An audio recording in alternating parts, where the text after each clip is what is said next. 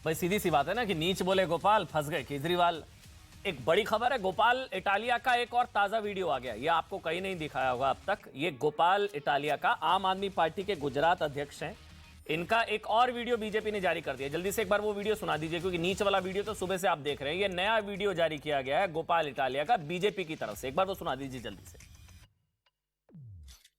શું કરે છે જાણશે જે કે આપણને ખબર છે કેસેટ ઘસાઈ ગઈ છે એટલે બધે ફાલતુ વાતોમાં કથામાં જે જેમ તાળીઓ પાડે છે મને તો શરમ આવે છે આવા લોકો ઉપર અને ગુસ્સો આવે એટલે જેને મારી વાત ન ગમે ને મને બ્લોક કરી દેજો, એવાની કોઈ જરૂર નથી। જેમ બધી પરંપરાઓમાં તાળીઓ પાડવા વાળા છે એમનીથી આપણને કોઈ જરૂરત નથી। બકવાસ એક આવીને લવારા કરે છે સ્ટેજ ઉપરથી, મંચ ઉપરથી, કોઈક બાવો બાવી સાધુ સાધ્વી જે હોય તે, અને આપણે બધા કેમ તાળીઓ પાડવાની? શરમ ય ન આવે આપણને કે આ। अब इसमें देखिए, हिंदू आस्था, हिंदू परंपराओं को कुछ ऐसे अपशब्दों का इस्तेमाल किया जा रहा है। वो हम वीडियो आपको पूरा सुना भी नहीं सकते हैं, इसलिए हमने उनको बीप किया। ये वीडियो बीजेपी की तरफ से जारी किया गया है। इसमें गोपाल इटालिया, जो कि गुजरात आम आदमी पार्टी के अध्यक्ष हैं, इससे पहले एक और वीडियो कांड सामने आया जिसमें प्रधानमंत्री को नीच और गाली गलौज की गई, जिसको लेकर आप बुरी तरह से फंसती नजर आ रही है। वो वाला वीडियो एक बार आप देख लीजिए। का आदमी यहाँ पे रोड शो कर रहा है और दिखा रहा है कि कैसे मैं पूरे देश को रहा हूँ। समझ लीजिएगा। ये वाला वीडियो आपने देखा है। एक जो नया वीडियो है, एक बार वो वाला फिर से सुना दीजिए। ये वाला है जिसमें प्रधानमंत्री नरेंद्र मोदी के लिए नीच शब्द का इस्तेमाल ये कर रहे हैं गुजरात आप अध्यक्ष गोपाल इटालिया। जो नया वीडियो जारी किया गया जिसमें हिंदू आस्था को लेकर, हिंदू परंपराओं पर भद्दी और अभद्र टिप्पणियां हैं, जिसको हमने बीप करना पड़ा है, लेकिन वो एक बार फिर से सुना देते हैं। एक बार फिर से सुना दीजिए आप। શું કરે છે જાણશે જે કે આપણને ખબર છે કેસેટ ઘસાઈ ગઈ છે એટલે બધે ફાલતુ વાતોમાં કથામાં જે જેમ તાળીઓ પાડે છે મને તો શરમ આવે છે આવા લોકો ઉપર અને ગુસ્સો આવે એટલે જેને મારી વાત ન ગમે ને મને બ્લોક કરી દેજો, એવાની કોઈ જરૂર નથી। જેમ બધી પરંપરાઓમાં તાળીઓ પાડવા વાળા છે એમનીથી આપણને કોઈ જરૂરત નથી। બકવાસ એક આવીને લવારા કરે છે સ્ટેજ ઉપરથી, મંચ ઉપરથી, કોઈક બાવો બાવી સાધુ સાધ્વી જે હોય તે, અને આપણે બધા કેમ તાળીઓ પાડવાની? शर्म ही न आवे आपने कि आ। अब बीजेपी ने प्रेस कॉन्फ्रेंस करके, हालांकि बता दें वीडियो कब के हैं उसको लेकर कुछ स्पष्टता नहीं है, ये कितने पुराने हैं, कब के, लेकिन जारी अभी चुनावों से ऐन पहले हुए हैं, बीजेपी की तरफ से जारी किए गए, बल्कि बाकायदा प्रेस कॉन्फ्रेंस कर दी है। और बीजेपी की तरफ से आप पर जबरदस्त हमला बोला गया, कहा कि केजरीवाल और मणिशंकर अय्यर में कोई अंतर ही नहीं है। और क्या कुछ कहा गया, एक बार वो सुन लीजिए। बीजेपी की तरफ से जो प्रेस कॉन्फ्रेंस की गई है इस कांड को लेकर, सुन लीजिए एक बार। प्रधानमंत्री को अगर नीच कहा जाए, और वह भी एक बार नहीं कई बार, एक वीडियो में गोपाल इटालिया जो उनके अध्यक्ष हैं गुजरात के, कई बार प्रधानमंत्री जी को नीच शब्द कह के संबोधित कर रहे हैं, यह कहीं ना कहीं आम आदमी पार्टी की मानसिकता को दर्शाता है। आज अगर मैं कहूं कि अरविंद केजरीवाल और मणिशंकर अय्यर में कोई फर्क नहीं रहा है, दोनों की भाषा का स्तर, दोनों का राजनीति करने का तरीका एक जैसा ही है, तो यह अतिशयोक्ति नहीं होगी। और बीजेपी कह रही है कि आम आदमी पार्टी कांग्रेस से भी काफी आगे निकल गई है, चुनावों में भी वैसे भी काफी आगे निकल गई है। तमाम आरोपों को लेकर आम आदमी पार्टी का विपक्ष है। डिबेट शुरू करने से पहले एक बार संजय सिंह ने भी कोई वीडियो जारी करा है, वो भी क्या आरोप लगा रहे हैं, उनका भी पक्ष एक बार आपको सुना देते हैं, फिर डिबेट करेंगे। भारतीय जनता पार्टी वाले और इनका आईटी सेल रोज एक वीडियो डालता है। अगर इस वीडियो के ऊपर आदरणीय नरेंद्र मोदी जी से लेके पूरी की पूरी भारतीय जनता पार्टी मिलके, अगर उनके अंदर जरा सा भी नैतिक साहस है तो सामने आकर इस वीडियो के ऊपर जवाब दे दें कि उनका एक निर्वाचित सांसद, 2 बार का सांसद, वो एक मुख्यमंत्री के लिए यह कह रहा है कि जीते जी कीड़े पड़े, और किस तरह की शब्दावली का प्रयोग कर रहा है मैं उसको आपके सामने बोल भी नहीं सकता। इसलिए मैंने कहा सुन लीजिए, आप अपने कानों से सुन लीजिए, आंखों से देख लीजिए। और आम आदमी पार्टी ऑफिशियली आज ये वीडियो जारी कर रही है, और भारतीय जनता पार्टी के तमाम नेताओं से मैं पूछना चाहता हूं, क्या ऐसा व्यक्ति आपकी पार्टी का सांसद होने लायक है? और 2017 में याद करिए, कांग्रेस नेता मणिशंकर अय्यर ने भी प्रधानमंत्री नरेंद्र मोदी को नीच कहा था, जिसका कांग्रेस को चुनावों में भारी नुकसान हुआ था। और अब गुजरात जो आपके अध्यक्ष है, उनका भी यह बयान आम आदमी पार्टी के लिए गुजरात में मुश्किलें बढ़ा सकता है। वैसे 2014 में प्रियंका वाड्रा की तरफ से भी नीच राजनीति शब्द का इस्तेमाल किया गया था। तब प्रधानमंत्री ने कहा था कि नीच जाति में पैदा होना क्या कोई अपराध है। शहजाद पूनावाला यहाँ स्टूडियो में मेरे साथ है, परमिंदर सेठी साहब है, पॉलिटिकल एनालिस्ट है, अजय आलोक मेरे साथ हैं, और साथ ही तहसीन पूनावाला भी मेरे साथ है। आप सबका बहुत बहुत स्वागत। लेकिन पहले शहजाद, मैं आपसे शुरू कर रहा हूं। ये जो 2014 प्रियंका वाड्रा नीच राजनीति, 2017 मणिशंकर ये नीच किस्म का आदमी, 2022 फिर से गुजरात आप अध्यक्ष नीच किस्म का आदमी। हालांकि संजय सिंह ने तो दूसरा सवाल पूछ लिया आप लोगों से, ऐसे पुराने वीडियोस कुछ उनके पास भी हैं। शहजाद, देखिए, सबसे पहले आपके मंच के माध्यम से मैं मुलायम सिंह यादव जी अब हमारे बीच में नहीं रहे, तो मैं उनको श्रद्धांजलि अर्पित करता हूं और उनके परिवारजनों को प्रार्थना करता हूं कि उनको शक्ति मिले इस मुश्किल घड़ी में। परंतु देखिए, आज मणिशंकर अय्यर, कांग्रेस पार्टी और आम आदमी पार्टी एक गाना मिलकर गा रही है कि हम दो जिस्म एक जान, हिंदू और भारतीयों को और गुजरातियों को गाली देना यही हमारी पहचान, क्योंकि चलानी है वोट बैंक की दुकान, और इसीलिए कभी भारत माता का, कभी प्रधानमंत्री के पद का और कभी हिंदुओं का अपमान। ये देखिए, सीरीज और सीरियल ऑफेंस है, ये सीरीज है। आप मुझे बताइए कि पहले राजेंद्र पाल ने हिंदुओं को, हिंदू देवी देवताओं को जिस प्रकार से उन्होंने भाषा इस्तेमाल की और उनके मंच पर भाषा इस्तेमाल हुई, उसके बाद आप देख सकते हैं कि उनको इस्तीफा देने पर कहा गया, पर उनको पार्टी से बाहर नहीं निकाला है अभी तक भी।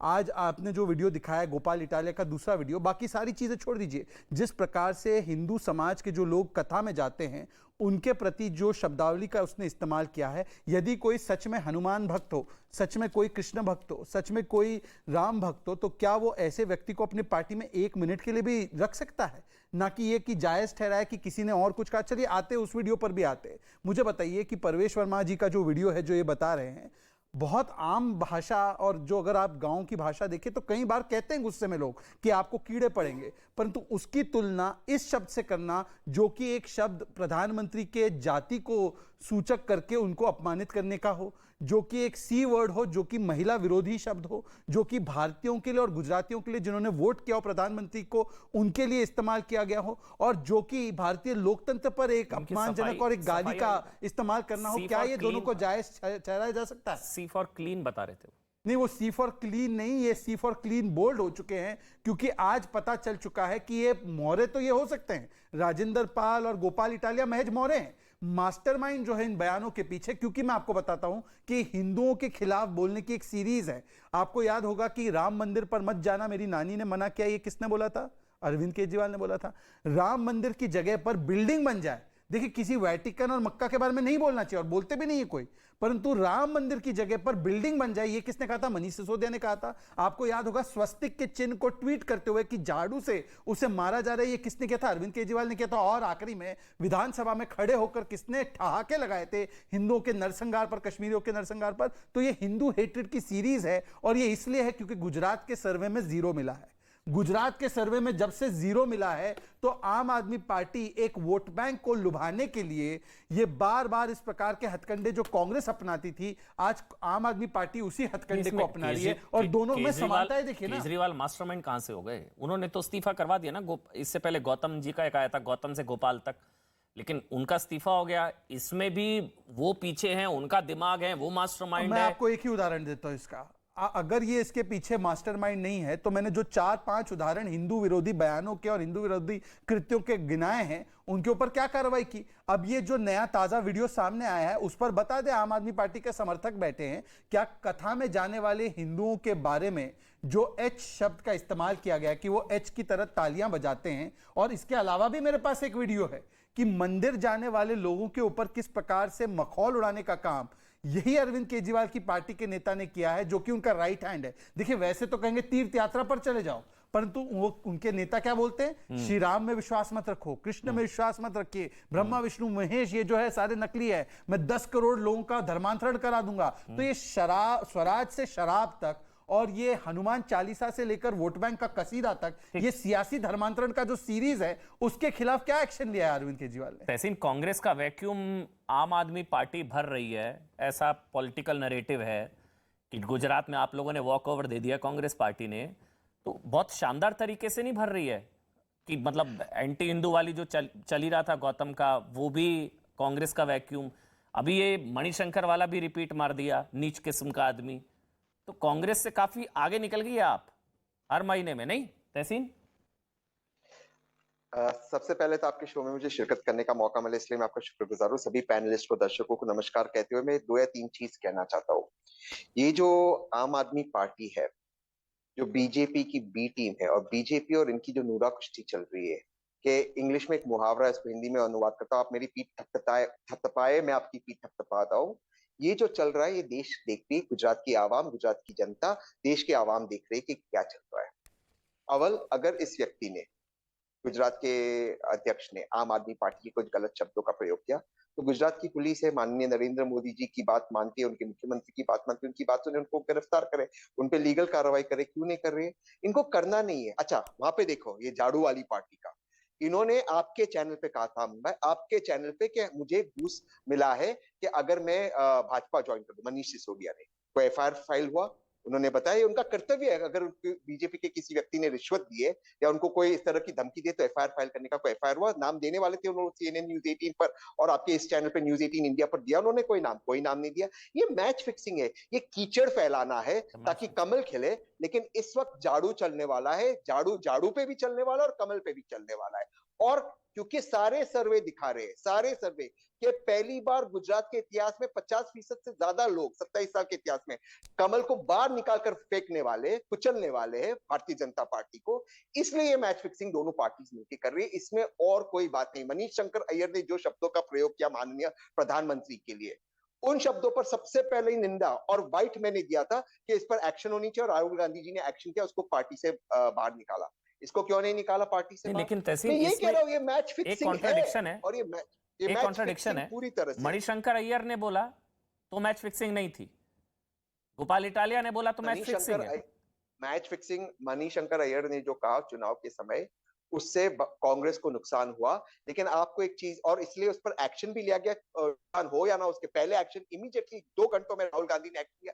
अगर अरविंद केजरीवाल जी पॉलिटिक्स में डिसेंसी लाना चाहते, जो उनका दावा है कि वो पॉलिटिक्स में डिसेंसी लाना चाहते, वो 2 काम करें। मनीष सिसोदिया को आदेश दे के एफआईआर फाइल करे भाजपा के खिलाफ, और दूसरा इस व्यक्ति को पार्टी से सस्पेंड करे।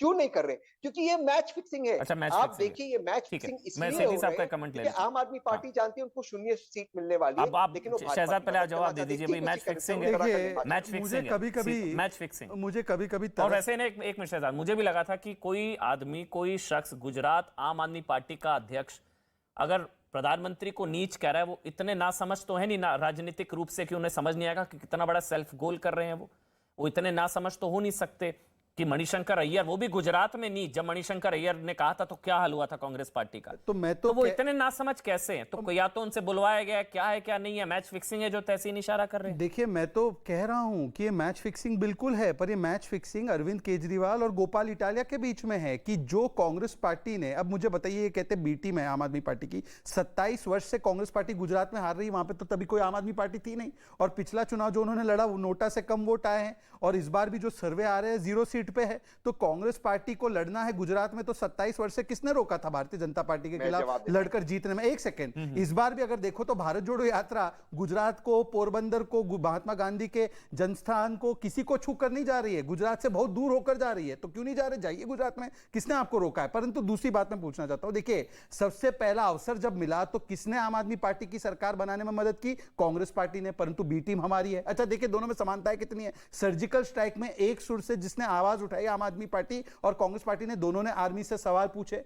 बालाकोट एयर स्ट्राइक में दोनों ने सवाल पूछे और आर्मी से प्रूफ मांगा। पुलवामा में दोनों ने लगभग ये कहा कि पाकिस्तान जिम्मेदार नहीं है, भारत जिम्मेदार है, इसके लिए दोनों ने एक स्वर में बातें रखी। और दोनों के ऊपर जब भ्रष्टाचार के आरोप लगते हैं तो एक दूसरे के ऊपर तो लगाते हैं, परंतु भ्रष्टाचारियों का बचाव कौन करता है? ईडी और सीबीआई पर सवाल उठाते हुए। तो ये दोनों में बीच में देखिए कितनी समानताएं हैं, ये दोनों मेड फॉर ईच अदर है। और जहां पर भी आप एक चीज नोटिस कीजिए, क्या भारतीय जनता पार्टी को हराकर कभी भी आम आदमी पार्टी सत्ता में आई है? नहीं, बिल्कुल नहीं। परंतु जहां पर कांग्रेस 0 हो जाती है, आम आदमी पार्टी को मौका देती है, चाहे वो दिल्ली हो चाहे पंजाब हो, तो कांग्रेस को हटाकर ही आम आदमी पार्टी आती है। और यही स्ट्रेटजी है। कांग्रेस कह रही है कि हमसे ना हो पाएगा, आम आदमी पार्टी आप आ जाओ और बीजेपी से लड़िए। तो ये दोनों की मैच फिक्सिंग इन दोनों की है, और इसलिए आम आदमी पार्टी भी मणिशंकर अय्यर और सोनिया गांधी के प्लेबुक से ही किताब उठाकर पन्ने उठाकर वही स्ट्रेटजी अपना रही है जो सेठी गुजरात साहब, में कांग्रेस पार्टी सेठी कर रही साहब, है। परमिंदर सेठी जी, तहसीन जी आ रहा हूँ, तहसीन भाई आ रहा हूँ, अच्छा चलिए बोल लीजिए। आज आपके शो पे मुझे इतनी खुशी हो रही है, इतनी खुशी हो रही है,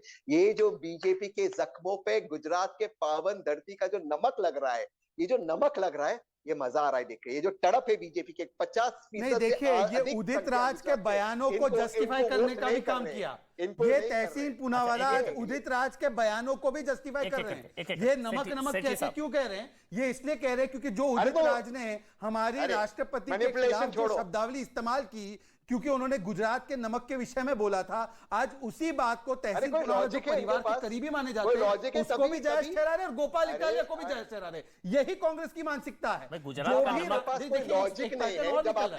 देखिए तहसीन, एक सेकंड, एक पैटर्न और निकल रहा है। अब मुझे लग रहा था, देखिए एक सेकंड, मुझे लग रहा था अभी तक ये केवल बीजेपी के लिए वैमनस्य है, परंतु जो भी गरीब समाज से आता है, सामाजिक आर्थिक चुनौतियों का सामना करते राष्ट्रपति बनता है, चाहे वो द्रौपदी मुर्मू जी हो या चाहे वो प्रधानमंत्री जी हो, इन दोनों को गाली देना ये इनके परिवार तंत्र का एक एसओपी है। सेठी साहब, सेठी जी, परमिंदर सेठी जी, प्रधानमंत्री नीच जाति से, ओबीसी, कोई अपराध थोड़ी ना होता है। बार बार ऐसी टिप्पणियां, देखिए ऊपर प्रियंका वाड्रा ने 2014 में नीच राजनीति का, फिर 2017 में मणिशंकर अय्यर ने नीच किस्म का आदमी का, और अब गोपाल इटालिया जो कि गुजरात आप अध्यक्ष हैं, छोटे मोटे नेता नहीं है। तो ये प्रॉब्लम है क्या? ओबीसी नीच जाति से होना कोई अपराध थोड़ी ना है, ये प्रधानमंत्री ने भी कहा था। नहीं देखिए, मैं उम्मीद करूंगा अमन जी, जितना समय आपने बाकियों को दिया मुझे भी देंगे। पहली बात तो ये है कि जो भाषा की मर्यादा हर व्यक्ति को रखनी चाहिए। ये नहीं कि देश का मुख्यमंत्री, प्रधानमंत्री का तो हर परिस्थिति में सम्मान होना चाहिए, लेकिन जो आपके घर में काम करने वाला ड्राइवर भाई है उसका भी सम्मान होना चाहिए। ये जो भाषा की मर्यादा और एटिकेट्स, जो तमीज तहजीब है, ये फैमिली बैकग्राउंड से आती है। पहली तो आती है एजुकेशन से। आप इटालिया जी के पारिवारिक उस पर सवाल उठा रहे हैं। पढ़ा लिखा व्यक्ति, आप गोपाल इटालिया के पारिवारिक पृष्ठभूमि, मैं आपको बताता हूं, कमी किसी में भी नहीं है। प्रवेश वर्मा जी का बयान सुन लीजिए, आदेश गुप्ता जी का बयान सुन लीजिए, प्रज्ञा ठाकुर जी का बयान सुन लीजिए, साक्षी महाराज जी का बयान सुन लीजिए, कमी किसी के अंदर भी नहीं है। और दूसरी बात में अभी पूनम वाले जी ने कहा कि वहां पे राजेंद्र गोपाल ने कहा कि भगवान के बारे में ऐसे। मैं ये कहना चाहता हूं, जब बौद्ध धर्म के अंदर कोई बात होती है, वहां के भिक्षु जो दीक्षा देते हैं उन्होंने ये बात कही। अच्छा। और ये परंपरा पहले से चल रही है। तो आप पहले सोए हुए थे, आप पहले सोए हुए थे। सेठी जी, पहले आपने क्यों नहीं? सेठी जी फिर इस्तीफा क्यों हुआ? फिर इस्तीफा क्यों हुआ गौतम जी का? राजेंद्र पाल गौतम का इस्तीफा क्यों हो गया? कुछ गलत नहीं था तो? देखिए, राजेंद्र पाल गौतम का इस्तीफा, जब मैंने परसों की डिबेट में इनको बोला था कि इसका स्पष्टीकरण होगा, और जो बात गलत हुई है उन्होंने तो एक्शन लिया ना। आपने क्या? अरे अभी आप कह रहे थे कुछ गलत नहीं है, आप एक मिनट तय कर लीजिए। सेठी जी आराम से, सेठी जी आराम से, ये नहीं कहा गलत, सेठी जी बौखलाइए नहीं, आराम से सेठी जी, कुछ नहीं, आराम से। मेरा एक मिनट आराम से, मेरा सवाल सुनिए आराम से। सेठी जी आराम, अभी मैं एक मिनट, आपने बोला वो बाबा साहब भीमराव अंबेडकर की 22 प्रतिज्ञाओं में से एक है दीक्षा कार्यक्रम। मैंने ऐसा नहीं कहा, मैंने ये कहा, आप मेरी बात को सुनिए। अच्छा। जो बात को कही गई वो हाईली ऑब्जेक्शनेबल है। अच्छा। मैं भी आई हूं और उसका स्पष्टीकरण हुआ है, आम आदमी पार्टी ने किया है। तो ये भी हाईली ऑब्जेक्शनेबल है। कह रहा हूं जो गोपाल इटालिया ने कहा वो ऑब्जेक्शनेबल है या नहीं है? सर मैं ये कह रहा हूं जो गोपाल इटालिया ने कहा ऑब्जेक्शनेबल है या नहीं है? तब आपने ऑब्जेक्शनेबल है, 100% है, 100% है। तो इनको हटाना चाहिए, हटाना चाहिए इनको। गुजरात आप अध्यक्ष के पद से हटाना चाहिए, हाँ या ना? किनको किनकी बात कर रहा हूं, कंफ्यूज हो जाते हैं। मैं उनकी बात कर रहा हूं। बाकी इन्होंने कहा कीड़े पड़ना जो है गाली से भी बदतर बात है। जो भाषा की मर्यादा किसी भी पार्टी के, सब पार्टी के अंदर बराबर रूप से करी जाती है, ये नहीं होना चाहिए। ये सबके ऊपर डिसिप्लिनरी एक्शन होना चाहिए। सेठी जी, मैं सवाल लूंगा, उसका जवाब दीजिएगा, आराम से बात कर सकते हैं। हाँ, मैं कर रहा हूं आराम से। मेरा सवाल, आपने बोला राजेंद्र पाल गौतम ने गलत किया, उनका इस्तीफा हुआ, ठीक, नंबर 1। हाँ, दूसरी बात, गोपाल इटालिया का बयान गलत है, हाँ या ना? बिल्कुल, जो भी ठीक है। नंबर, अब आगे सुनिए, इस्तीफा होना, आराम से सुनिए तो सही, सवाल तो सुनते नहीं है। दूसरे को बात, इस्तीफा होना चाहिए, हाँ या ना? इस्तीफा होना चाहिए, हाँ या ना? कार्रवाई होनी चाहिए, कार्रवाई होनी चाहिए, कार्रवाई होनी चाहिए इन पर, सबके ऊपर होनी चाहिए, सब पर नहीं, इन पर होनी चाहिए, सबके ऊपर होनी चाहिए। जिसने गलत बात कही है उसके ऊपर कार्रवाई होनी चाहिए, चाहे वो भारतीय जनता पार्टी का, चाहे कांग्रेस पार्टी का, चाहे आम आदमी। आराम से, मैं कह रहा हूं शहजाद, कार्रवाई हुई, उन पर हुई, जो पहले वाले थे गौतम, राजेंद्र पाल गौतम, उन्होंने इस्तीफा दिया। हालांकि पार्टी से नहीं निकाला, लेकिन इस्तीफा दिया, कार्रवाई हुई। इस्तीफा लिया गया ना। अरे लिया क्या? अरे पार्टी से निकाला क्या? सेठी साहब कैसे बातें करते हैं आप? एक आदमी को मंत्री पद से हटा दिया, इससे बड़ी क्या बात है? उससे बड़ी तो इनको भी हटाना चाहिए, इनको भी हटाना चाहिए। बस बात खत्म होगी। बोलिए आदेश गुप्ता जी को हटाना चाहिए। शहजाद पूनावाला, शहजाद पूनावाला, शहजाद पूनावाला, एक करके सेठी जी, सेठी साहब, सभी मुसलमानों के सेठी साहब, आपको कोई नहीं निकाल रहा पार्टी से, आराम से रुक जाइए। एक एक करके बोलेंगे ना। बस बस हो गया। सेठी जी हो गया। शहजाद बोलेंगे, मुझे ब्रेक पर जाना है। शहजाद, सेठी जी सुन रहा हूँ। चलिए, सेठी जी हो गया ना, बस करिए ना भाई, बस करिए।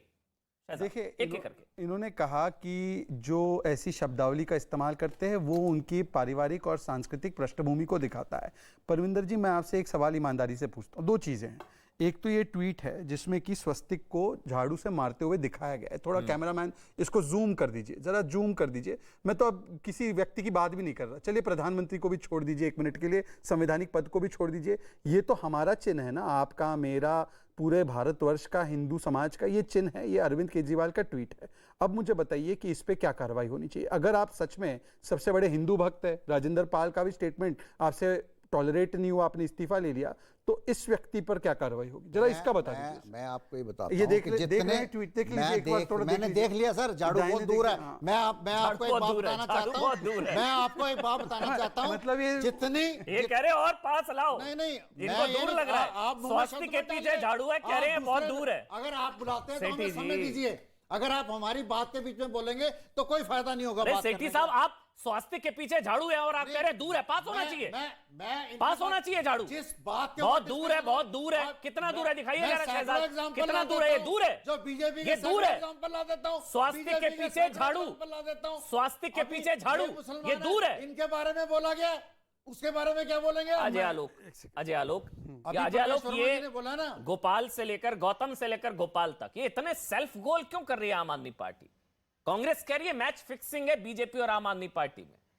अभी गोपाल वाला हमने देखा था, एंटी हिंदू शपथ, एक दिन हुआ नहीं, एक ये दूसरी आ गई, नीच प्रधानमंत्री, नीच आदमी।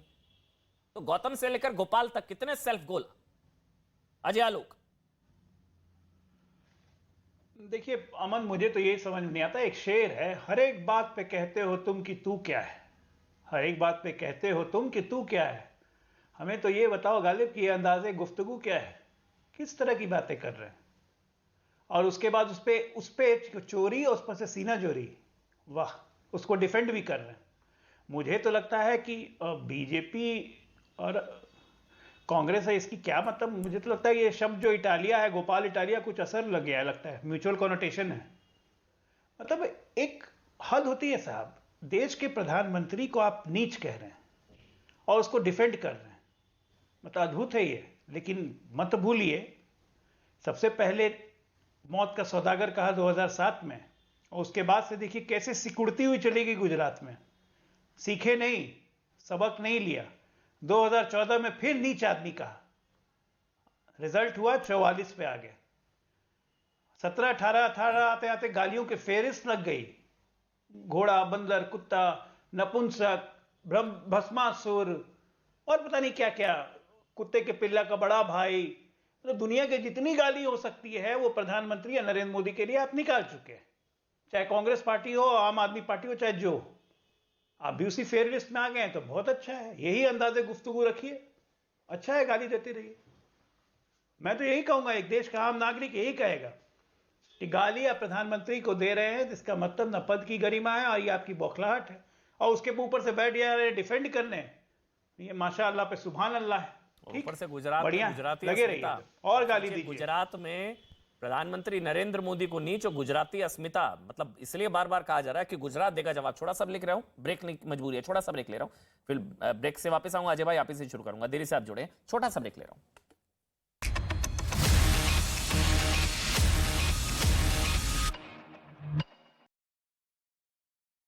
यूक्रेन के विदेश मंत्री के मुताबिक पुतिन ऐसा दहशत फैलाने के इरादे से कर रहे हैं।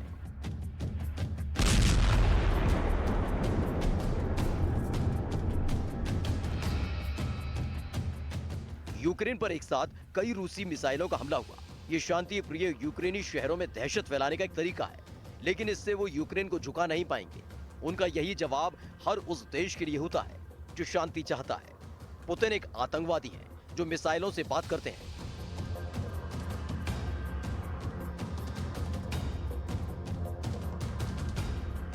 खबर तो ये भी आ रही है कि यूक्रेन पर हो रहे इन ताबड़तोड़ हमलों की वजह से ज़ेलेंस्की को बंकर में शिफ्ट कर दिया गया है।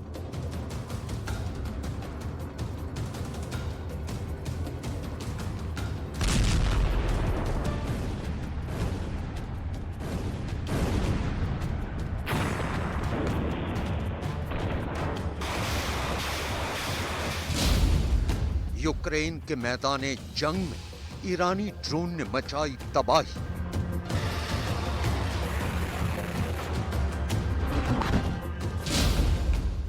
रूस की रिजर्व फोर्स जंग के लिए तैयार।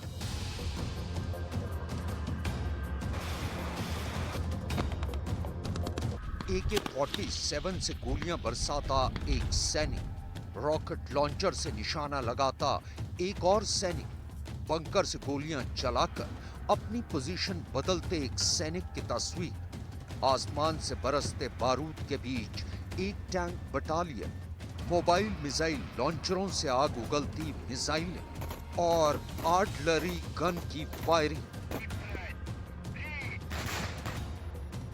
यकीनन ऐसी तस्वीर देखकर कोई भी दहल जाए और इन तस्वीरों में नजर आ रहे ये तमाम सैनिक रूस की रिजर्व फोर्स से ताल्लुक रखते हैं। दूसरे विश्व युद्ध के बाद रूस की ये अब तक की सबसे बड़ी सैन्य तैनाती है। एक अनुमान के मुताबिक रूस के पास 20 लाख सैनिकों की रिजर्व फोर्स है। ये रूस के वो नागरिक हैं जिन्होंने अनिवार्य सैन्य सेवा के तहत मिलिट्री ट्रेनिंग ले रखी है। रूस के हर नागरिक के लिए सैन्य प्रशिक्षण लेना अनिवार्य है। इसके अलावा रूस में 18 से 27 साल के युवकों और पुरुषों के लिए रूसी फौज में 1 साल तक की सेवा भी अनिवार्य है।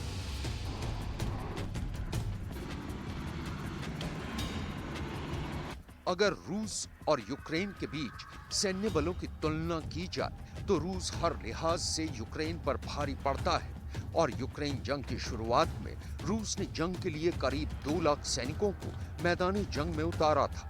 लेकिन पश्चिमी देशों की बदौलत यूक्रेन की सेना को मिले अत्याधुनिक हथियारों के दम पर और बेहतर युद्ध नीति की वजह से रूस और यूक्रेन के बीच जारी जंग में ये फासला लगातार कम होता जा रहा है और जंग में यूक्रेन की जवाबी कार्यवाही के चलते रूस बैकफुट पर आ गया है।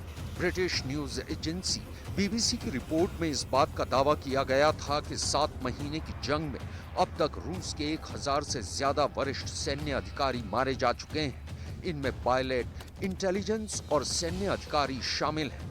इसके अलावा ब्रिटेन के रक्षा मंत्रालय का दावा है कि अब तक जंग में रूस के 50,000 से ज्यादा सैनिक मारे जा चुके हैं। इतना ही नहीं, यूक्रेन जंग के दौरान रूस अपने हथियारों के जखीरे में से अपनी खतरनाक हाइपरसोनिक मिसाइलें भी इस्तेमाल कर देख चुका है, लेकिन ये मिसाइलें भी गेम चेंजर साबित नहीं हुई हैं।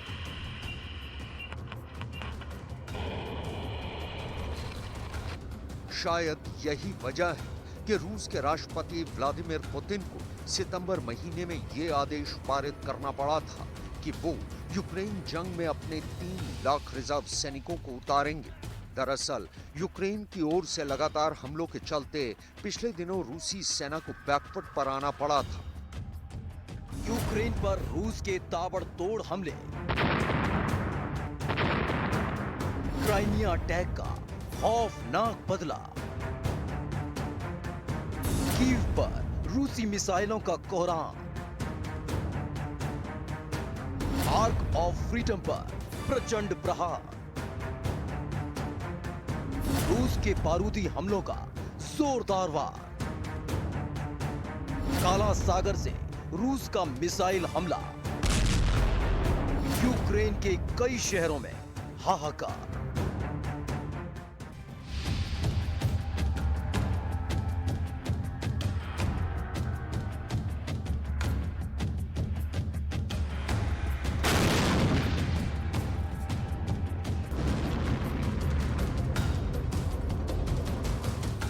जिसका डर था, अब यूक्रेन से वैसी ही तस्वीरें सामने आ रही हैं। क्राइमिया ब्रिज पर हुए धमाके का यूक्रेन से बदला लिया जा रहा है।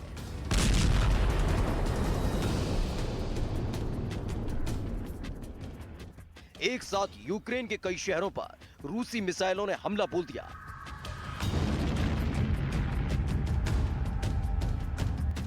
काला सागर में तैनात रूसी वॉरशेप यूक्रेन के शहरों को चुन चुनकर टारगेट कर रहे हैं।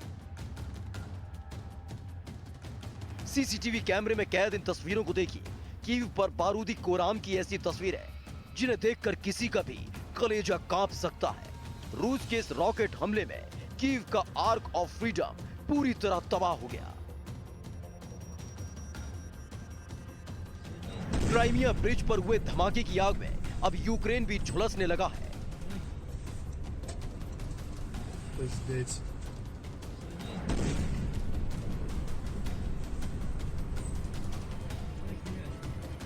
कीव में रूसी सेना भयानक बमबारी कर रही है। मोबाइल में रिकॉर्ड किए गए इस वीडियो को देखिए। व्यस्त सड़क पर दौड़ रही गाड़ियों के बीच अचानक एक जोरदार धमाका होता है।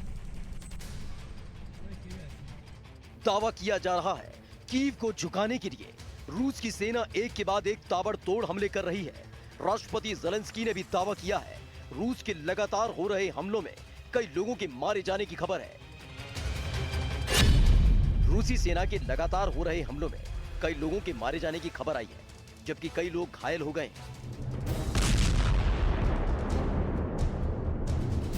सीसीटीवी कैमरे में कैद हुई ये तस्वीरें किसी के भी रोंगटे खड़े कर सकती है। कीव से आई इन तस्वीरों को देखिए। एक धमाके के साथ धुएं का गुबार पूरे आसमान पर छा गया है। ये धुआं इस बात की तस्दीक कर रहा है कि कीव की धरती पर कोहराम मचाने वाली मिसाइलों का हमला शुरू हो चुका है।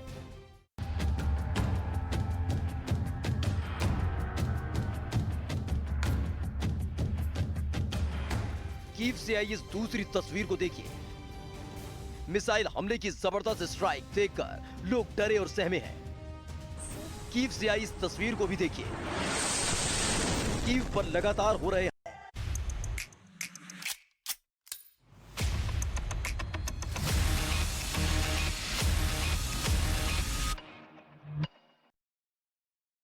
શું કરે છે જાણશે, જે કે આપણને ખબર છે કેસેટ ઘસાઈ ગઈ છે, અને બધે ફાલતુ વાતોમાં કથામાં જે જેમ તાળીઓ પાડે છે, મને તો શરમ આવે છે આવા લોકો ઉપર અને ગુસ્સો આવે। એટલે જેને મારી વાત ન ગમે ને મને બ્લોક કરી દેજો, એવાની કોઈ જરૂર નથી। જેમ બધી પરંપરાઓમાં તાળીઓ પાડવા વાળા છે એમનીથી આપણને કોઈ જરૂરત નથી। બકવાસ એક આવીને લવારા કરે છે સ્ટેજ ઉપરથી, મંચ ઉપરથી, કોઈક બાવો બાવી સાધુ સાધ્વી જે હોય તે, અને આપણે બધા કેમ તાળીઓ પાડવાની? शर्म ही नहीं आवे आपने कि का आदमी यहाँ पे रोड शो कर रहा है और दिखा रहा है कि कैसे मैं पूरे देश को रहा हूँ। समझ लीजिएगा। आप जिनको सुन रहे हैं इनका नाम है गोपाल इटालिया। ये गुजरात आम आदमी पार्टी के अध्यक्ष हैं। वीडियो बीजेपी की तरफ से जारी किया गया है। प्रधानमंत्री को नीच कहा गया है और उसी को लेकर जो है इस वीडियो कांड, पहले शपथ कांड आया था इससे पहले, राजेंद्र पाल गौतम और उसके बाद ये गोपाल। कितने सेल्फ गोल गुजरात में। शहजाद पूनावाला है मेरे साथ, भारतीय जनता पार्टी का पक्ष रख रहे हैं। मेरे साथ अजय आलोक हैं, पॉलिटिकल एनालिस्ट हैं। तहसीन पूनावाला है मेरे साथ और साथ ही परमिंदर सेठी है। शहजाद, और कितने वीडियो इस तरह के? अभी तो चुनाव आते आते पता नहीं कितने वीडियो आएंगे। आ रहा हूं तहसीन, देखिए, और कितने वीडियो इस तरह के? देखिए, ये आपको मैं बता दूं कि अरविंद केजरीवाल की पूरी पार्टी की स्वराज से शुरू हुई थी जर्नी और सियासी धर्मांतरण होते हुए शराब तक आई। ये शुरू हुआ था हनुमान चालीसा से, अब आया है वोट बैंक का कसीदा तक। ये इसलिए आ रहा है क्योंकि ये गोपाल और गौतम के बयान नहीं है, ये गजनी और गौरी की स्ट्रैटेजी है। ये स्ट्रैटेजी है कि वोट बैंक को साधने के लिए ये डेलिबरेटली दिए गए बयान है। नहीं, मैं आपको बोल रहा हूं, ये आपको मैं बिल्कुल बोल रहा हूं कि आप मुझे बताइए कि अगर ऐसा बयान आता है और आप सच में एक बड़े हिंदू भक्त हैं, राम जी के भक्त हैं, तो क्या गोपाल जी ने जो कहा है कथा के विषय में, क्या उसको एक मिनट के लिए भी कोई टॉलरेट करे? मैं आपको बताता हूं कि यहां पर हम पुराना बयान होगा। नहीं, पुराना बयान देखकर ही तो लिया है और मैं वही तो कह रहा हूं कि ये बयान देने की क्षमता जिनमें है उन्हीं को लिया है, क्योंकि आज वोट बैंक को साधना है, क्योंकि गुजरात में उनको और कोई वोट तो मिल नहीं रहा। तो कांग्रेस का जो वोट बैंक एक वोट है, उनके अध्यक्ष भी कह रहे हैं कि मुस्लिमों का पहला अधिकार होना चाहिए संसाधनों पर, ये भी कह रहे हैं इस प्रकार की बातें। तो दोनों में वोट बैंक का कौन बड़ा तुष्टिकरण का भाईजान? इसमें हम लोगों की बनेगी पहचान और होगा वोट बैंक की दुकान। तो ये दोनों के बीच की स्ट्रेटेजी है, कंपटीशन है। परंतु मेरा एक ही सवाल है कि यदि अगर ये बताते हैं कि मैं सच में हनुमान भक्त हूं, मैं राम भक्त हूं, तो क्या ऐसे व्यक्ति को पार्टी से लात मारकर निकालेंगे कि नहीं? वाले दिन उनका जन्म हुआ? जी, जन्माष्टमी वाले दिन उनका जन्म हुआ, कृष्ण जन्माष्टमी। देखिए ऐसा है कि जन्माष्टमी वाले दिन पे तो उनका जन्म नहीं हुआ है। कंस के जो है वो राक्षस, देखिए वो तो कंस, उन गुजरात सबको के लोगों मारने। को, देखिए गुजरात के लोगों ने प्रतिक्रिया दी उनके बयानों पर, तो आज वो गुजरात के लोगों को भी कंस की औलाद कह रहे हैं। तो ये गुजरात का अपमान, भारतीयों का अपमान, भारतीय संस्थाओं का अपमान, प्रधानमंत्री पद का अपमान, हिंदुओं का अपमान, ये और कौन करता था? ये कांग्रेस पार्टी। तो कांग्रेस पार्टी की जगह लेने के लिए आम आदमी पार्टी उन्हीं के नक्शे, इसलिए ये बड़े मियां और छोटे मियां है। इसलिए शायद कांग्रेस की कमी भी नहीं खल रही गुजरात में। कांग्रेस आती तो ये सारी चीजें होती, शायद नीच भी होता, मणिशंकर अय्यर या एंटी हिंदू, ये सारी चीजें होती। तो आम आदमी पार्टी बहुत तेजी से आगे निकल रही है हर मामले में और वैक्यूम भर रही है और कमी नहीं खल रही है आम आदमी पार्टी की वजह से शायद। तहसीन भाई, ये ना थी हमारी किस्मत के विसाले यार होता, और जीते रहते तो यही इंतजार होता। भाजपा के वादे पर जिए जो ये जाना कि झूठ था, कि खुशी से मर न जाते अगर एतबार होता। एतबार, और क्योंकि गुजरात की आवाम, गुजरात के लोग भाजपा पे अब एतबार नहीं करते। आप ही का सर्वे दिखा रहा, जितने भी मीडिया के सर्वे, कि 50% से अधिक लोग चाहते कि भाजपा को टाटा बाय बाय। इसीलिए आज भाजपा यही मुद्दों को लेकर बैठ रही है। अमन भाई, मैं आप ही के साथ बैठा था जब 2017 आम आदमी पार्टी के नेता है।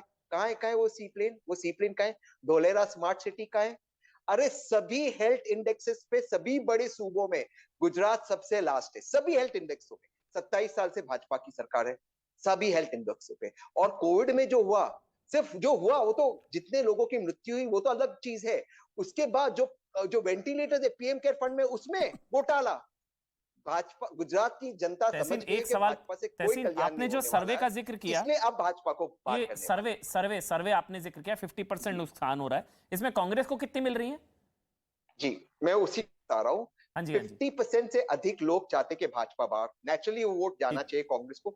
इसीलिए ये नूरा कुश्ती चालू है, आप समझिए, इसीलिए मैच फिक्सिंग चालू है। कौन सा सर्वे है ये? गाली देता है वो, कौन सी एजेंसी का है? कौन सा सर्वे है? नूरा कुश्ती ये योगेंद्र यादव वाला सर्वे तो नहीं पकड़ के लेकर आया? ये मैं योगेंद्र यादव का सर्वे लग रहा है। बोलने देते हैं उनको, वो बता रहे हैं क्लैरिटी के लिए। मैं भी जानना चाह रहा हूँ कौन सा सर्वे? ये वोटर की सर्वे जो बता रही है कि भाजपा को 47-48% वोट मिल रहा है, यानी कि 51-52% वोट इनके खिलाफ है। और वो स्प्लिट हो रहा है कांग्रेस और आम आदमी पार्टी के बीच। तो अच्छा, क्यों आम आदमी पार्टी को शेयर बीजेपी को मिल रहा है? 48%। नहीं, मैं वो सर्वे लेकर आया हूँ, वो सर्वे क्या बोलता है देखिए। आप ये सी वोटर की बात कर रहे हैं? सी वोटर वाला सी वोटर सर्वे 51-52% भाजपा के खिलाफ है। ये मिलना चाहिए कांग्रेस को, ये मिलना चाहिए कांग्रेस। एक सेकेंड, अब बीच में बोलिए। उस सर्वे को मैं लेकर आया हूं, प्रकाशित भी हुआ है टाइम्स ऑफ इंडिया और अलग अलग अखबारों में, कि बम्पर विक्ट्री होगी भारतीय जनता पार्टी की और आम आदमी पार्टी 2 सीटों पर सिमट जाएगी। ये वो सर्वे है। नहीं, एक सेकेंड, 1 सेकेंड प्लीज, बीच में मत बोलिए। 2017 से भी ज्यादा बड़ी जीत भारतीय जनता पार्टी की होगी, ये उस सर्वे में। परंतु ये सर्वे की बात है ही नहीं, ये बात है सोच की। 1 सेकेंड, बीच में मत बोलिए। अच्छा, इसमें तो 143 सीटें दी गई हैं, 135 से 135। BJP is predicted to maintain win over 135 to 143, जो कि मुझे लगता है कि पिछले 10 सालों में सबसे। हाँ, बोलिए तहसीन, मगर जिस सर्वे को आपने कोट किया उसी में। हाँ, बोलिए तहसीन। बिल्कुल सही कह रहे शहजाद, क्योंकि इनको वोट मिल रहे कम, सीट ज्यादा मिल रहे, first pass the post system. इसीलिए ये सीटों के सीट इनका बढ़े, वोट स्प्लिट हो, 50% वोट जो इनके खिलाफ है वो स्प्लिट हो, इसलिए ये सारा कांड चल रहा है। अब आया ऊट पहाड़ के नीचे। ये सर्वे को इन्होंने शहजाद ने बताते अपने आप को एक्सपोज कर दिया। परसेंटेज बताइए, पहली बार गुजरात के इतिहास में 50% से ज्यादा आवाम चाहती है कि भाजपा बाहर जाए, लेकिन इसीलिए ये सारा कांड चल रहा है। मैं आपको बता रहा हूं, ये झाड़ू दोनों पे लगने वाला है, कमल पे भी लगने वाला है, झाड़ू पे भी लगने वाला है। अरे आप सिर्फ 2 प्रश्नों का उत्तर दीजिए, वो सी प्लेन कहां गया, और एक प्रश्न का उत्तर दीजिए। 2017 में माननीय प्रधानमंत्री जी ने अपने स्पीच पे कहा, और CNN न्यूज 18 ने इसका लाइव कवर किया, न्यूज 18 में, कि भारत की सरकार को और उनकी सरकार को गिराने का षड्यंत्र चल रहा था 2017 में, और इस षड्यंत्र के पीछे जनरल दीपक कपूर थे। इस पे कौन से केस लगे? ये भारत के प्रधानमंत्री ने वर्बैटम उनको मैं कोट कर रहा हूं। अगर आपको सी वोटर के सर्वे पर मुद्दे नहीं है तहसीन भाई, अगर आपको सी वोटर के सर्वे पर इतना भरोसा है, परसेंटेज, तो वही सी वोटर का सर्वे आपको तो शायद 44 सीटें दे रहा है। बिल्कुल सही। और आम आदमी पार्टी को तो, यानी कि सरकार तो बीजेपी की बन रही है। नहीं बनेगी, क्योंकि वोटर समझ रहा है कि इनकी मैच फिक्सिंग चल रही है। अच्छा, ठीक ये है, वोटर समझ रहा है, फिर मैं इसलिए आज आज खुद प्रधानमंत्री जी ने शहजाद आप जवाब दीजिए। ठीक है तहसीन अगर तहसीन अच्छा ऐसा है, इतना ही इनको कॉन्फिडेंस है, सर्वे सारे आ चुके हैं कि इनकी जीत निश्चित है, तो राहुल गांधी का किसने हाथ पकड़कर रोका है? केरल में जहां पर भाजपा नहीं है वहां पे 18-18 दिन, कर्नाटका में कई दिन, और फिर उत्तर प्रदेश और गुजरात जहां पर सरकारें हैं हमारी, वहां पर तो 2-2 दिन भी नहीं, और गुजरात में तो एक भी दिन नहीं। दूसरी बात, इन्होंने विकास की बात की गुजरात के। अरे भाई, गुजरात में आपकी भी बड़े लंबे समय तक सरकार थी। पिछले 10 वर्षों की बात करते, 15 वर्षों की बात करते, हर वर्ष गुजरात का जीएसडीपी नेशनल जीएसडीपी से आगे रहा है। अगले साल 17% रहेगा। 5 वर्षों में, 4 वर्षों में गुजरात एफडीआई में नंबर 1 रहा है। 37% एफडीआई पिछले वर्ष आया है। मैं उसके अलावा जो बिजली का प्रोडक्शन है डबल हुआ है पिछले 20 सालों में। आप बताइए गुजरात, राजस्थान में कितना हुआ है? बेरोजगारी दर 1.5% है गुजरात का, बगल में राजस्थान है 25% है वहां पर राजस्थान में। महाराष्ट्र और गुजरात की कंपैरिजन कर लीजिए। कोविड डेथ्स में महाराष्ट्र और गुजरात में पॉपुलेशन में मात्र 3 या 4 करोड़ का अंतर है, परंतु डेथ्स में 4 गुना ज्यादा डेथ्स महाराष्ट्र में हुई है और कम हुई है। गुजरात में डबल भी कर लीजिए तब भी बहुत अंतर है। तो महाराष्ट्र में तो पूरी समय आपकी सरकार थी कोविड सेकेंड वेव में। तो बताइए ना कौन से आधार पर आप कहते हैं? और जो 1950s में प्रोजेक्ट आपने शुरू किया था सरदार सरोवर का, नर्मदा का, वो पूरा करने का काम नरेंद्र मोदी जी की सरकार ने किया, तब जाकर कच्छ और सौराष्ट्र तक पानी मिला किसानों को और पीने के लिए। ये आपका इतिहास है गुजरात में। आपका कैंडिडेट कौन है? बता दीजिए। तीस्ता से तलवार, अर्बन नक्सल या मेधा पाटकर? नहीं, अर्बन नक्सल का आज प्रधानमंत्री नरेंद्र मोदी मैं ने आपको बता रहा हूं, इसके लिए भी बता रहा हूं क्योंकि उनके आम आदमी पार्टी की कैंडिडेट बताया जा रहा है सूत्रों के हिसाब से, जैसे इनको हमें सूत्र मिलते हैं हमारी पार्टी के, हमारे सूत्र बता रहे हैं कि मेधा पाटकर इनकी कैंडिडेट है और कांग्रेस की कैंडिडेट तीस्ता से तलवा दे। अगर नहीं है तो आधिकारिक रूप से खंडन कर दे कि नहीं है हमारे कैंडिडेट ये सीएम पद के। मैं अजय आलोक आपके पास हूं, उससे पहले एक सेठी साहब एक कमेंट आपका ले लेता हूं। मेधा पाटकर है ना। हमेशा इस तरह से होता है। अरविंद केजरीवाल कहते हैं बैकग्राउंड चेक किया जाता है सबका, तो इनको लेने से पहले बैकग्राउंड चेक नहीं किया था? शहजाद करें, कई वीडियो इनके पास अभी 2 जारी कर दिए, तो इनका बैकग्राउंड चेक नहीं किया था? डर नहीं लग रहा इनको और कितने वीडियो आ जाएंगे सामने? बताइए, जब एक पार्टी का एक्सपेंशन होता है, बहुत सारे लोग आते हैं, उसके अंदर सबका बैकग्राउंड चेक होता है। दाऊद इब्राहिम को भी ले लेंगे। आप राष्ट्रीय दाऊद इब्राहिम को भी ले लेंगे। आप राष्ट्रीय, ये कह रहे दाऊद इब्राहिम ने मेरी बात का एक बात का जवाब दीजिए। प्रवेश वर्मा जी ने कहा मुसलमानों का बहिष्कार करिए। आप बीजेपी के राष्ट्रीय प्रवक्ता हैं, क्या आप प्रश्न करेंगे प्रवेश वर्मा जी से? अच्छा, पहले मुझे ये बताइए, नहीं मुझे मैं इसका जवाब दे दूं, मैं इसका जवाब दे दूं। आप ये बता रहे हैं कि कथा में जाने वाले लोगों को गाली देना इसलिए जायज है क्योंकि परवेश वर्मा जी ने कोई तथाकथित बयान दिया है, ये बोल रहे हैं उन्होंने? नहीं, ये बोल रहे हैं। मैं ये बोल रहा हूं जो परवेश वर्मा जी का बयान आपने नहीं सुना, तो आप बोल रहे हैं कि उस बयान की वजह से हिंदुओं को गाली देंगे आप, इस वजह से आप कहेंगे कि हम विष्णु ब्रह्मा महेश में विश्वास नहीं रखेंगे, इसलिए हम कहेंगे कि राम जी और कृष्ण जी में विश्वास नहीं रखना है, इसलिए आप कहेंगे हिंदू जो जाता है कथा में वो एच की तरह होता है और इसलिए आप भारत की जनता, गुजरात की जनता को सी शब्द कहेंगे। ये कह रहे हैं बात करता है उसका बहिष्कार होना चाहिए, चाहे किसी भी पार्टी का। अच्छा, मुझे एक बात आप वन साइडेड स्टोरी क्यों करते हैं? तो ये इटालिया जी को, इटालिया जी अब क्योंकि इनकी असलियत सामने आ गई है, इनको हटा देना चाहिए आपके हिसाब से?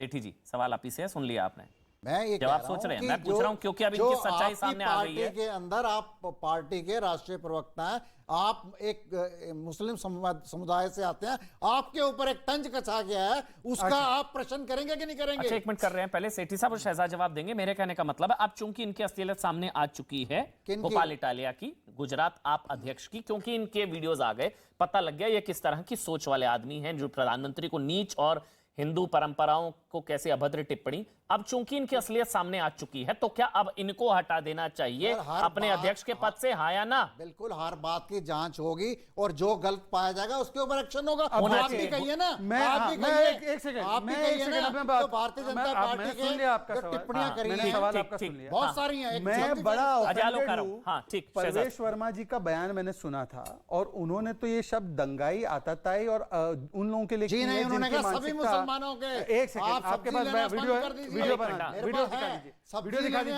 वीडियो दिखा दीजिए। अब ये कह रहे हैं कि सारे दंगाई एक समुदाय के हैं, सारे आतताई एक दंगाई एक समुदाय के। ये टिप्पणी मुसलमान विरोधी है, ये टिप्पणी मुसलमान विरोधी।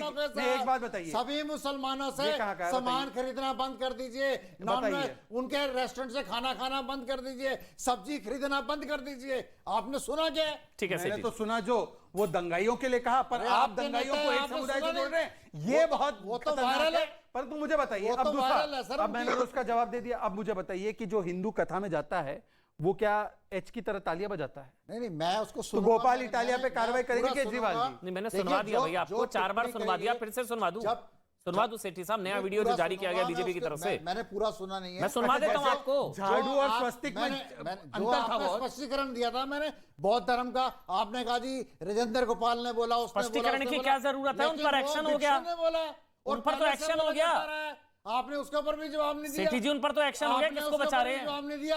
आम आदमी पार्टी ने तो एक्शन ले लिया, अपने मंत्री को हटा दिया।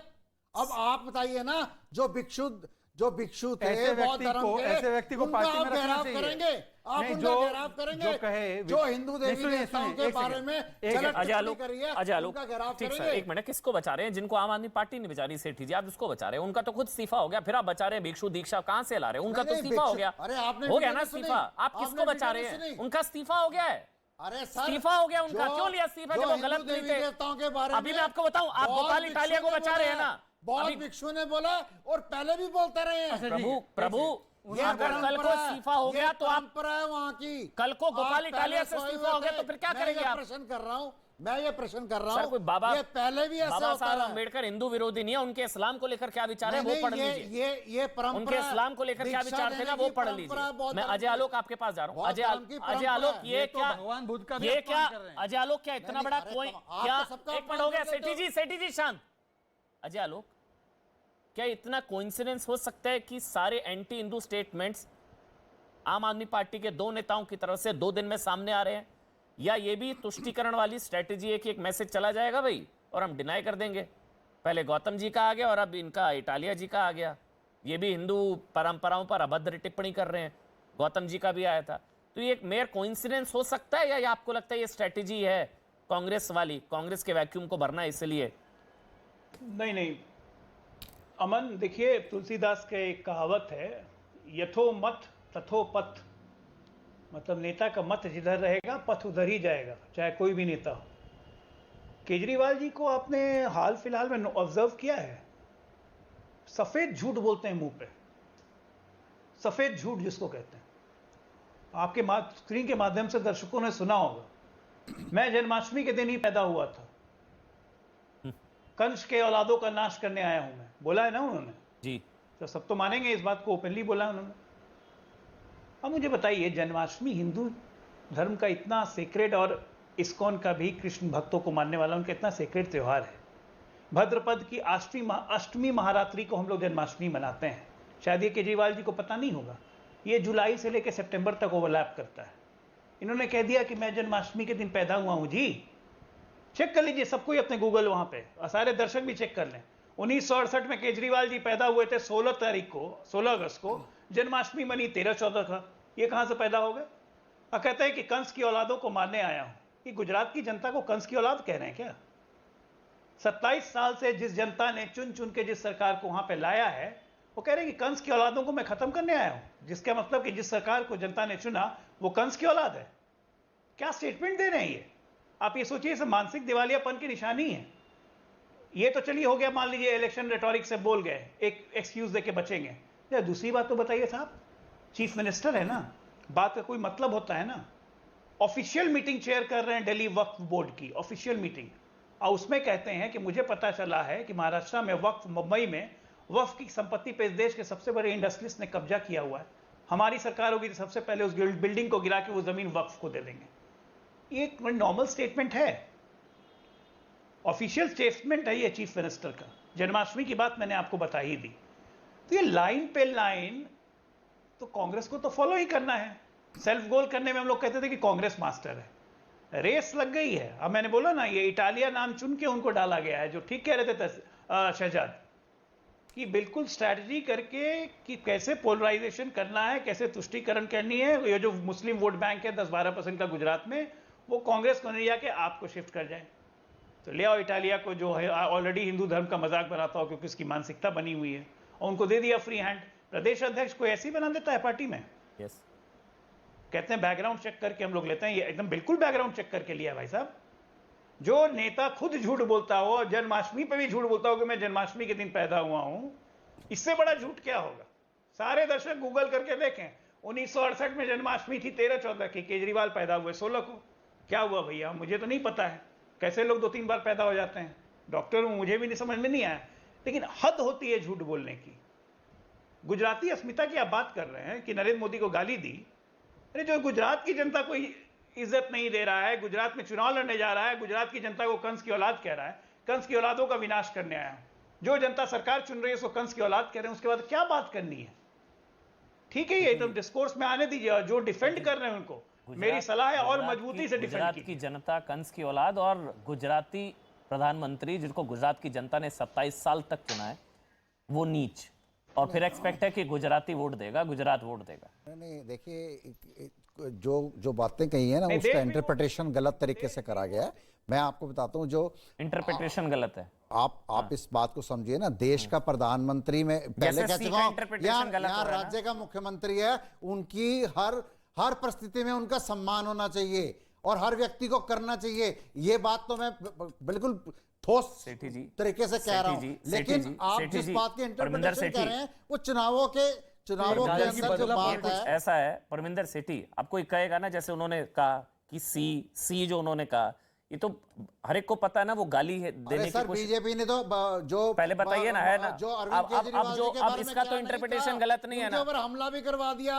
अब इसका तो इंटरप्रिटेशन गलत नहीं। किसको बचा रहे हैं सेठी जी, किसको बचा रहे हैं? मैं तो सच्चाई की बात कर रहा हूं, मैं किसी को नहीं बचा रहा। अच्छा, मैं तो सच्चाई की बात करने के लिए बैठा हूं। गुजरात के लोगों को कंस की औलाद और गुजराती प्रधानमंत्री, गुजराती अस्मिता, गुजरात उनको नीच, ये ईमानदारी की बात है। उन्होंने इस बात का गलत इंटरप्रिटेशन कर रहे हैं। सही इंटरप्रिटेशन क्या होता है कि जो आप कर दीजिए सही इंटरप्रिटेशन। जो व्यक्ति गलत है, जो व्यक्ति धर्म के विरुद्ध है, जो व्यक्ति आम जनता के विरुद्ध है, उसका एक इंटरप्रिटेशन करा गया कंस की औलाद। ऐसा नहीं है कि किसी पर्टिकुलर आदमी को बोला गया है। अच्छा, अगर कोई गुजरात में आके बोल रहा है कि यहां मुझे भेजा गया है कंस की औलादों से मुक्ति दिलाने के लिए गुजरात में, तो उनको तो गुजरात की जनता ने चुना है ना।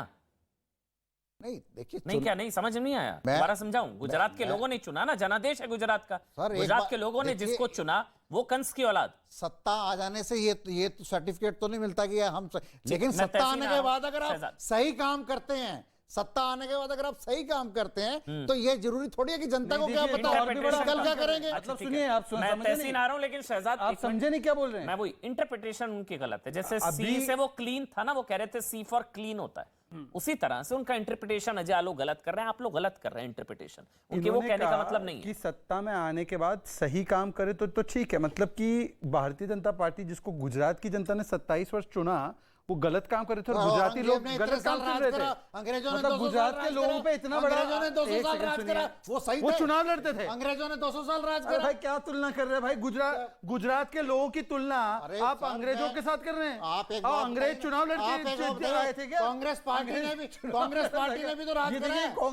कांग्रेस पार्टी ने 50 साल राज करा, आप 2 सीटों पे थे, आप आ गए, जनता ने आपको मौका दिया। देखिए, अब जो डिलीवर करेगा पार्टी का भी वो रिपीट होगा ना। जो डिलीवर कांग्रेस पार्टी के एग्जांपल दे रहा हूं सर, मैं आपको एग्जांपल दे रहा हूं कि सत्ता में आने के बाद जो डिलीवर शांत हो जाइए ना, हो गया एक करके बात जी, काम डाउन, सी से काम डाउन। हाँ, मैं आपसे सिर्फ इतना पूछ रहा हूँ कि गुजरात के लोगों ने 27 वर्ष जो वोट दिया है भाजपा को और मोदी जी को, कितने 13 वर्ष फिर मोदी जी को दिया, तो क्या उन्होंने विवेक से दिया या वो गलत हो गया? मैं आपको बताता नहीं, वो विवेक से दिया, गलत हो गया। आपकी बात का जवाब देता हूं सर। नहीं, हाँ या ना में बोलिए ना सर। हाँ है, आप हाँ या ना में जवाब दे देंगे। पूरे हिंदुस्तान के अंदर आप यूपी ले लीजिए, बिहार ले लीजिए, कोई भी प्रदेश ले लीजिए, वहां पे जितने भी राज्य सरकार में आए मुख्यमंत्री, वो 10 साल 5 साल 10 साल रिपीट होते आए हैं ना। तो ये इसका मतलब ये थोड़ी है, जनता के पास तो 2-4 ऑप्शन है, जो अच्छा काम करेगा, नहीं करेगा अगली बार उतार देंगे। अब चुनाव में पता लग जाएगा, ऑप्शन है क्या? अब चुनाव में पता लग जाएगा, कांग्रेस ऑप्शन है क्या? अब चुनाव में पता लग जाएगा। आपने इतने बढ़िया काम करे हैं तो घबराहट बौखलाहट किस चीज की है? कांग्रेस ऑप्शन है क्या? अच्छा ठीक है, जो तहसीन, जो अजय आलोक ने कहा कि जो vote bank so called Congress का वोट बैंक है, उसमें सेंध लगा रही है आम आदमी पार्टी, एंटी हिंदू और इस तरह के लोगों को लेकर पार्टी में ऐसे मैसेजिंग करके, और अपीजमेंट वाला मैसेज है कि देखो ऐसे लोगों को लिया है जो हिंदू आस्था परंपरा पर अभद्र टिप्पणी करता है, वो हमारा अध्यक्ष है, गुजरात आप अध्यक्ष। तहसीन, कांग्रेस का वोट बैंक गुजरात का आम आदमी, गुजरात का नागरिक है, जो कांग्रेस को वोट करता है। उन सालों को, उन वर्षों को याद करते, 27 साल पहले के उन वर्षों को जब गुजरात ने सबसे ज्यादा प्रगति की। आज पिछले 27 सालों में जितनी प्रगति गुजरात का जो ग्रोथ रेट रहा, अभी शहजाद जीडीएसपी की बात करते हैं, सबसे अधिक ग्रोथ रेट गुजरात का रहा था चिमन भाई पटेल कांग्रेस के मुख्यमंत्री थे, मोदी जी से भी ज्यादा। सबसे कम गुजरात का ग्रोथ रेट रहा है जब मोदी जी मुख्यमंत्री रहे गुजरात का। एफडीआई की बात कर रहे हैं गुजरात के अंदर। मैं पूछ रहा हूँ नई इंडस्ट्री न्यू जनरेशन इंडस्ट्री कौन सी लगी गुजरात के अंदर? कोई नहीं। इंग्लिश स्कूल्स कितने चालू हुए सरकारी इंग्लिश स्कूल गुजरात के अंदर? कोई नहीं। इनके पास डेटा नहीं है, इनके पास सिर्फ है विभाजन करना। गुजरात में और ये कहते हैं, और ये सुनिए सर सुनिए, अभी फॉक्सकॉन का प्रोजेक्ट आया है गुजरात में, भूल गए इतना जल्दी? अरे वेदांता का प्रोजेक्ट आएगा ना, फ्यूचर में आएगा। आया क्या 27 सालों में? अब आप कहते हो कि हिंदुओं की रक्षा भाजपा करती है, हिंदुओं के प्रति बोलती है, बोलना चाहिए। महेश शर्मा जी ने फ्लोर ऑफ द हाउस पे कहा मां सीता के जन्म का कोई सबूत नहीं, मां सीता एक माइथोलॉजिकल फिगर है। उसको आपने रिपीट क्यों किया? महेश शर्मा को आपके मंत्री थे, उनको आपने किया पार्टी के बाहर। नरेश अग्रवाल जी ने, अमन भाई, on the floor of the house जो शब्दों का प्रयोग किया भगवान श्री राम, भगवान शिव, भगवान विष्णु के लिए, उस पर खड़े होकर अरुण जेटली जी, इनके नेता ने कहा अगर ये व्यक्ति पार्लियामेंट में नहीं होते इनको हम गिरफ्तार करते। 153A 295A के नीचे उस व्यक्ति को भाजपा ने वेलकम किया भारतीय जनता पार्टी के अंदर। अरे भाजपा किसी का सगा नहीं, ऐसा कोई सगा नहीं जिसको भाजपा ने ठगा नहीं। और आपको एक चीज सारी चीजें ठीक है, आम आदमी पार्टी को वॉक ओवर क्यों दे रहे हैं? आम आदमी पार्टी को कांग्रेस वॉक ओवर क्यों दे रही है? कहां है कांग्रेस के नेता गुजरात में? भारत जोड़ो यात्रा में गुजरात कहां है? गुजरात में चुनाव है, कांग्रेस का कौन सा नेता राहुल जी कहां है कांग्रेस? आम आदमी पार्टी को वॉक ओवर क्यों दे रहे हैं? आप कहते हैं कि आम आदमी पार्टी बीजेपी की बी टीम, लेकिन ऐसा तो दिखने में तो यहां लग रहा है कि आप लोग पूरा सपोर्ट कर रहे हैं आम आदमी पार्टी को। अच्छा, मैं उसी का उत्तर देता हूँ। कोई सरेंडर नहीं है गुजरात में, होगा कांग्रेस का वंडर। आज माननीय प्रधानमंत्री जी के शब्द को मैं कहता हूँ, उन्होंने कहा, अपने कार्यकर्ताओं को कहा कि आप कांग्रेस को हल्के में मत लो, डोर टू डोर कैंपेनिंग चालू है कांग्रेस की। ये प्रधानमंत्री जी ने आज कहा। और एक चीज अपनी बात समाप्त करता हूँ, बार बार ये कहा जाता है भारत जोड़ो में गुजरात का है। भारत जोड़ो की शुरुआत गांधी जी के आशीर्वाद से हुई। राहुल गांधी जी गुजरात आए थे और गुजरात की जनता इस बार इसको जीता रही। राजीव गांधी का आशीर्वाद लेकर शुरू हुई थी भाई, गुजरात से थोड़ी ना शुरुआत हुई। उन्होंने कन्याकुमारी और वहां पे राजीव गांधी का आशीर्वाद लेकर किया, और राजीव गांधी को महात्मा गांधी समझ रहे हैं, यही इनकी प्रॉब्लम है। देखिए मैं आपको, गुजरात से तो शुरुआत हुई नहीं है शायद तहसीन। बिल्कुल हुई। भारत जोड़ो शुरू करने से पहले राहुल गांधी जी आए थे, साबरमती आश्रम आए थे, महात्मा गांधी का आशीर्वाद लिया, फिर गए कन्याकुमारी, उसके बाद वापस श्री स्वामी विवेकानंद जी का आशीर्वाद लिया, और वहां पर गए जहां उनके पिताजी की देश के लिए शहीद होते, उनके पिताजी का आशीर्वाद लेके ये एक्चुअली इन्होंने आधा ही बोला। नहीं होगा कांग्रेस का वंडर, होगा कांग्रेस का बवंडर, इसलिए आम आदमी पार्टी को कर रहे पीछे के रास्ते से अंदर। ये पूरी स्ट्रैटेजी वही है। और ये कहते हैं महात्मा गांधी का आशीर्वाद लिया। अरे भाई, आपका पहला पोस्टर बॉय कौन था भारत जोड़ो का? जॉर्ज पोनैया, जो कहता है कि मैं भारत माता पर चप्पल जूते पहनकर चलता हूं, ये बीमारी हो जाएगी वरना। शहजाद, आप लोग भी बड़ी जो है इंतजार बड़ी शिद्दत से कर रहे हैं राहुल गांधी कब आएंगे गुजरात। नहीं देखिए, ये कैसा, बहुत शिद्दत से मैं इसलिए कह रहा हूं क्योंकि भारत को जोड़ने का आपके प्रचार में कमी रह गई होगी थोड़ी। मैं आपको बता रहा हूं क्योंकि भारत तो जुड़ चुका है और एक गुजराती नहीं जोड़ा था। महात्मा गांधी के प्रयासों के बाद एक दूसरे गुजराती जिनका नाम सरदार वल्लभ भाई पटेल था, जिनके स्टैच्यू ऑफ यूनिटी का विरोध किया तो कांग्रेस पार्टी ने विरोध किया, जिसको बार बार ये गाली देकर अपमानित करने का काम किया तो इन्होंने किया। इन्होंने कभी उनके जन्मदिन को मनाने का काम नहीं किया। ये तो कर्नाटका के उनके कांग्रेस नेताओं का बयान पकड़ा गया था माइक पर। तो ये विचारधारा जो है, और भारत तो जुड़ा हुआ है, और भारत को जोड़ने की आवश्यकता क्या है? हाँ, जो भारत को तोड़ने वाली शक्तियां हैं उनको जोड़ने का काम बताइए ना। फिक्स मैच पर जल्दी से, फिक्स मैच पर जवाब दे दीजिए। फिक्स मैच है ये, फिक्सिंग है आपकी और आम आदमी पार्टी की, ये फिक्सिंग है। देखिए ये फिक्सिंग है, वरना कोई गुजरात आपका अध्यक्ष इतना बड़ा स्टेटमेंट दे देगा, उसे पता भी नहीं होगा वो बोलने जा रहा है प्रधानमंत्री को। आपको मैं आपके शो पर फिक्सिंग का उदाहरण और प्रमाण देता हूं कि आज कांग्रेस पार्टी, क्योंकि उनको आम आदमी पार्टी का खंडन नहीं करना है इस बयान पर, इसलिए वो अधिकृत रूप से आज आपके शो पर भी नहीं आई। इससे बड़ा मैच फिक्सिंग का उदाहरण मिल सकता है क्या? प्रमाण मिल सकता है क्या? वो तो आप भी नहीं आई। और दोनों की मैच फिक्सिंग है कि दोनों इस बयान से इत्तेफाक रखते हैं, इसलिए दोनों गायब है, और जो बयान के खिलाफ है वो यहाँ पर है। जल्दी से 30 सेकंड तहसीन बोल लीजिए, आप बोल लीजिए तहसीन। ये मतलब ये कोई लॉजिक हुआ? कोई भी लॉजिक कह रहे, इनको सिर्फ ये बताया कि माननीय कांग्रेस क्यों नहीं आया आज के शो में? कांग्रेस आकर खंडन क्यों नहीं करती? बुलाया गया था भाई, कांग्रेस क्यों नहीं आई खंडन करने के लिए? क्योंकि दोनों दोनों चाहते हैं कि चलिए मैं नहीं तो तू सही। अच्छा ठीक है, कांग्रेस खराब, आम आदमी पार्टी खराब, एक भाजपा अच्छी और एक मोदी जी सच्चे। मोदी जी ने ये कहा। बहुत बहुत धन्यवाद आप सबका। देश नहीं झुकने देंगे में फिलहाल इतना ही। सौ बात की एक बात।